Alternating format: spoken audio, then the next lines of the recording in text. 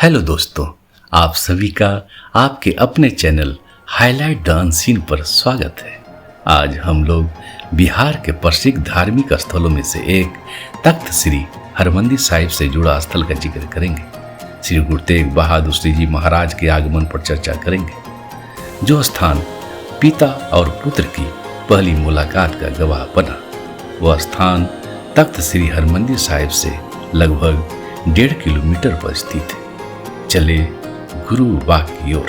रास्ते में मैं और आप कुछ गुरु तेग बहादुर सिंह जी के जीवन के विषय पर चर्चा करेंगे। श्री गुरु तेग बहादुर सिंह जी सिखों के 9वें गुरु थे। विश्व इतिहास में धर्म एवं मानवीय मूल्यों, आदर्शों एवं सिद्धांत की रक्षा के लिए अपने प्राणों की आहुति देने वालों में गुरु तेग बहादुर साहिब जी का स्थान अद्वितीय है। गुरु तेग बहादुर जी का जन्म 21 अप्रैल 1621 ईस्वी को अमृतसर में गुरु हरगोविंद सिंह साहिब जी और माता नानकी जी के घर हुआ था। गुरु तेग बहादुर सिंह जी का बचपन का नाम त्यागमल था। इनके गुरु गद्दी पर बैठने की एक अनूठी कहानी है। जब सिखों के 8वें गुरु हरिकृष्ण जी अमर ज्योति में लीन हो जाने के पहले वे सब भक्तों के सामने उन्होंने गुरु तेग बहादुर सिंह जी के तरफ इशारा किया। तब वहां कई पाखंडी अपने आप को गुरु गद्दी का मालिक बताने लगे। इस तरह वहां 22 ढोंगी गुरु बन बैठे। इनमें से धीरमल नाम का व्यक्ति प्रसिद्ध था।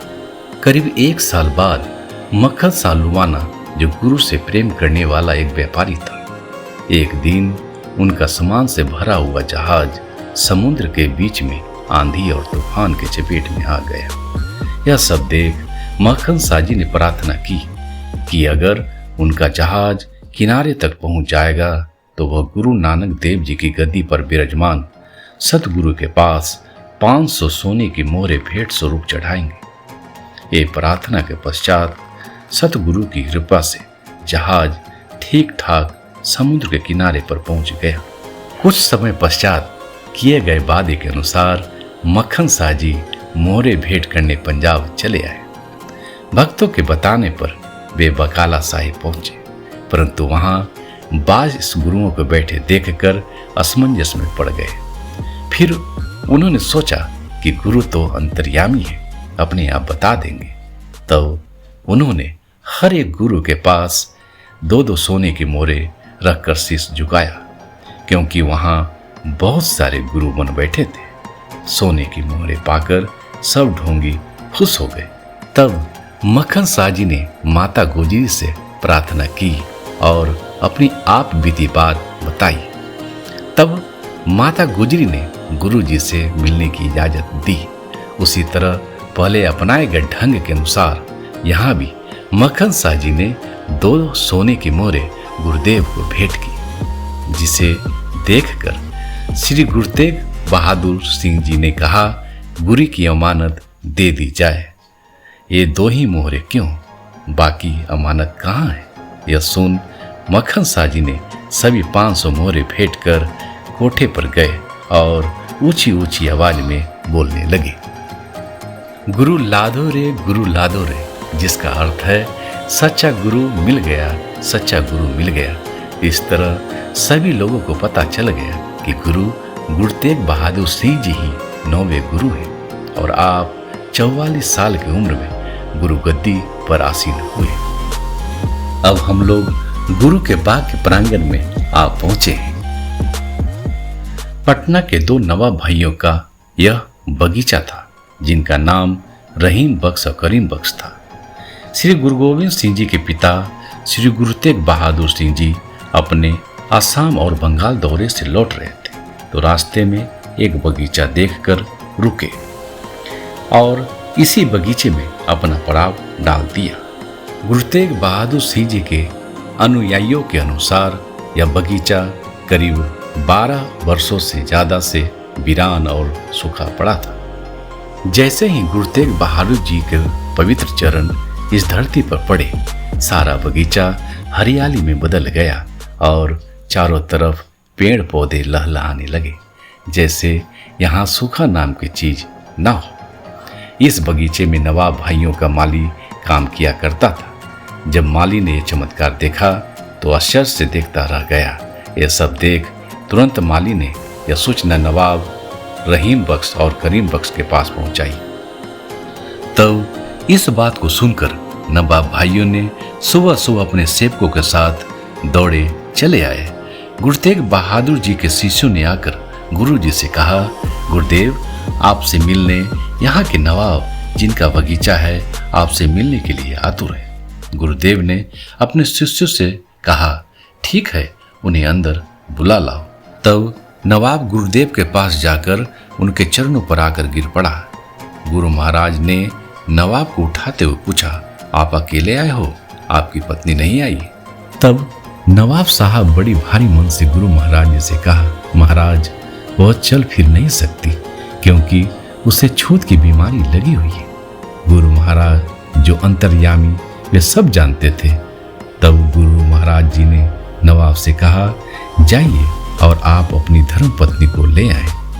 तब नवाब तुरंत गुरु महाराज की आज्ञा के सुनकर दौड़े दौड़े अपनी पत्नी के पास पहुंचे और नवाब साहब अपनी धर्म पत्नी से बोला, अपने बगीचे में एक फकीर आए हैं, ना जाने वो मौला हो या अल्लाह के द्वारा भेजा गया कोई फरिश्ता हो।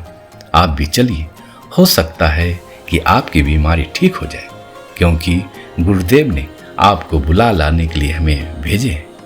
इतनी सी बात सुनकर नवाब साहब की पत्नी, जो चलने के योग भी नहीं थी, वह उठकर बैठ गई और चलने के लिए तैयार हो गई। ना जाने उसमें कहां से इतनी ताकत आ गई। गुरुदेव के पास पहुंचकर दोनों कोई उनके चरणों पर गिर पड़े। गुरुदेव से कहने लगे, गुरुदेव, आप कोई पीर हो, कोई खुदा हो, आपने ये बगीचा को हरा भरा कर दिया। उसी तरह हमारे जीवन को सुखमय बना दें तथा दुख दूर करें और हमारी पत्नी की इस बीमारी से छुटकारा दिला दें। तभी गुरुदेव नवाब साहब से कहा, इस बगीचे में एक कुआं है, उस कुएं के जल से अपनी धर्म पत्नी को स्नान कराओ। तब नवाब साहब गुरु की आज्ञा अनुसार कुएं के पास जाकर उस कुएं के जल से स्नान कराया और जैसे जैसे उनके शरीर पर जल पड़ता गया उनमें सुधार आता गया। नवाब साहब ने गुरुदेव से प्रार्थना की, गुरुदेव, हमारे घर में कोई संतान नहीं है। इस बात को सुन गुरुदेव ने उसी समय कुएं को भर दिया। उन्होंने कहा, जो कोई भी 12 सप्तमी, जो अमावस्या के बाद सप्तमी आती है, उस दिन इस कुएं के जल से स्नान करेगा, उसके घर में संतान की सुख प्राप्ति होगी। आज भी लोग उस कुएं के जल से स्नान करते हैं तथा आशीर्वाद प्राप्त करते हैं। जो आप अपने स्क्रीन पर इस वृक्ष को देख रहे हैं, यह वही नीम का वृक्ष है जो गुरु तेग बहादुर जी अपने भक्तों के सामने इस दातुर को यहाँ पर कड़ा के साथ रोप दिया था और उन्होंने कहा था कि एक समय ऐसा आएगा जब यह दातुन वृक्ष के रूप में बड़ा होगा और इसमें से मेरा कड़ा निकलेगा। तब यह स्थल धार्मिक स्थल के रूप में जाना जाएगा और यह कड़ा मेरी याद के रूप में रहेगा, जो यह आज भी गुरुद्वारा में सुरक्षित रखा गया है। इसी जगह पर गुरु गोविंद सिंह जी ने अपने पिता गुरु तेग बहादुर सिंह जी से पहली बार भेंट की है। गुरु तेग बहादुर सिंह जी अपने पुत्र को आलिंगन किया और उस समय वातावरण में एक अनोखी सी खुशबू फैल रही थी। चारों तरफ सभी भक्त इस मिलन को देखकर आत्मविभोर हो रहे थे। कुछ दिन बाद नवाब भाइयों ने सोचा, यह बगीचा गुरु के चरण पड़ने से हरा भरा हुआ था, इसलिए नवाब भाइयों ने इस बाग को गुरु के चरणों में अर्पण करने का फैसला लिया। तब एक दिन नवाब भाइयों ने गुरुदेव से प्रार्थना की, यह बगीचा आपके चरणों में रखना चाहता हूँ, यह भेंट आप स्वीकार करें। नवाब भाइयों के आग्रह करने पर गुरुदेव ने यह भेंट स्वीकार की। तब से यह स्थान गुरु के बाग के नाम से जाना जाता है।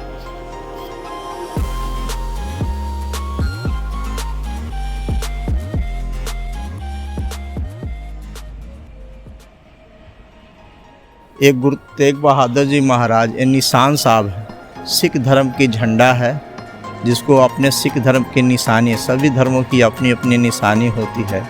तो इसीलिए इसका नाम निशान साहब रखा गया है।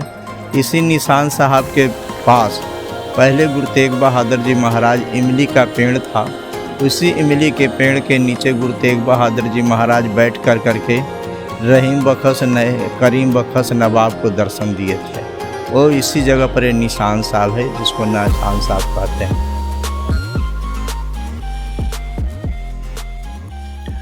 और ऐसी रोचक कहानियों के लिए चैनल को सब्सक्राइब करें।